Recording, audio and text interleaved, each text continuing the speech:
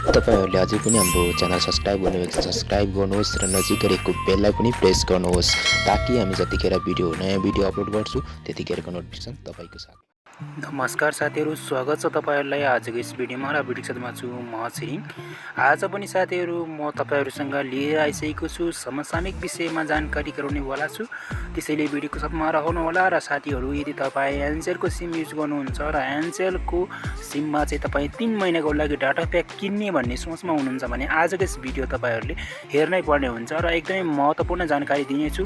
3 महिनाको data pack चाहिँ कसरी चलाउने र कति जिबी आउँछ र तपाईहरुले कसरी सुचारु गर्न सकिन्छ आजको यस भिडियोमा म तपाईलाई जानकारी गराउने छु। त्यसको मूल्य पनि कति पर्छ र तपाईहरुले यो चाहिँ कहाँबाट लिन सकिन्छ ती सम्पूर्ण जानकारी गराउने छु। त्यसैले भिडियोको साथमा नै रहनु होला। भिडियो सुरु गर्नुभन्दा पहिला तपाईहरुले अझै पनि भिडियोलाई लाइक गर्नुभएको छैन भिडियोलाई लाइक गर्नु होला। त्यसपछि तपाईले चाहिँ यहाँनेर रातो सब्स्क्राइबको बटन देखिरहनु भएको छ भिडियो हेरेको मुनि त्यसलाई रातो सब्स्क्राइबलाई प्रेस गर्नु होला। त्यसै तपाईले यहाँ बेल आइकनलाई प्रेस गरेर तपाईले अल नोटिफिकेसनलाई ओपन गरिदिनु होला। त्यस्तै गरी तपाईको मुनि एउटा कमेन्ट बक्स आउँछ यसमा कमेन्ट बक्समा क्लिक गर्नु होला। त्यसरी तपाईले यहाँनेर लेख्नु होला NICE नाइस अनि त्यसै तपाईले भिडियो लेखेर तपाईले लाइक बटन गरेर तपाईले यहाँनेर सेन्ड गर्न सक्नुहुनेछ।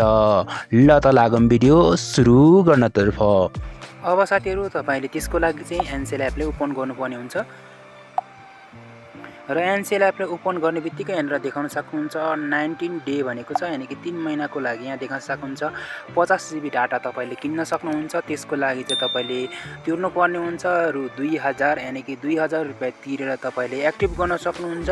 90 दिनको लागि मान्य हुनेछ 50 GB डाटा र जुन 50 GB डाटा तपाई यदि हेभी युजर हुनुहुन्छ भने पनि तपाईको लागि काम छ र यदि तपाई लो युजर हुनुहुन्छ भने चाहिँ तपाईहरुको लागि थोरै ज्यादा हुन सक्छ। 2000 मा यो डाटा चाहिँ एकदम मलाई चाहिँ लाग्छ एकदमै छुटै हो जस्तो लागिरहेको छ। साथीहरु तपाईहरुको विचारमा के कस्तो लाग्छ कमेन्ट बक्समा जानकारी गराउन सक्नुहुन्छ। एक्टिभ गर्नका लागि तपाईहरुले एक्टिभमा क्लिक गर्नु होला। त्यसपछि तपाईले यहाँ कन्फर्म गर्नु होला। ओके सो तपाईकोमा यदि ब्यालेन्स छैन भने तपाईले यहाँ दुईवटा अप्सन रहेको छ पे बाइ ब्यालेन्स भनेको छ। तपाईकोमा ब्यालेन्स छैन भने तपाईले अनलाइन पे गरेर तपाईले आफ्नो बैंक अकाउन्ट लिंक गरेर तपाईले यो सेवा सुचारु गर्न सक्नुहुनेछ र तपाईले त्यसको लागि यहाँ कन्फर्म गर्दिनुस्। त्यसपछि तपाईको यहाँ बैंकको डिटेल्स आउँछ। अब बैंकबाट कुन बैंकबाट जोड्न सकिन्छ यो प्याक किन्न सकिन्छ यो सम्पूर्ण कुरा पनि म तपाईहरुलाई बताउँछु।